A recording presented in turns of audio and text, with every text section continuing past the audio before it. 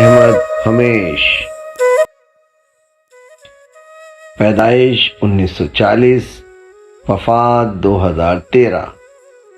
शायर, नक्काद, अफसाना निगार, नसरी नज़म के खालिक की एक खूबसूरत नज़म शाम पेश खिदमत है। नज़म शाम। दिन की गहरी धूप ने जो घाव दिए हैं, इनमें मेरे दर्द का कोई भेद न ढूंढो। मेरे दुख तो अनदेखे हैं।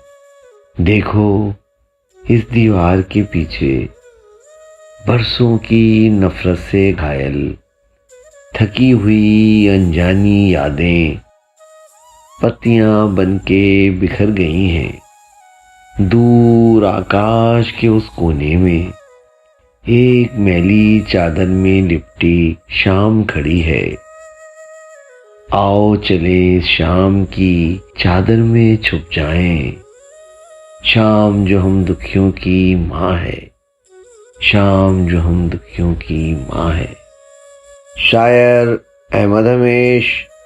आवाज़ व पेशकश सिराजुद्दीन।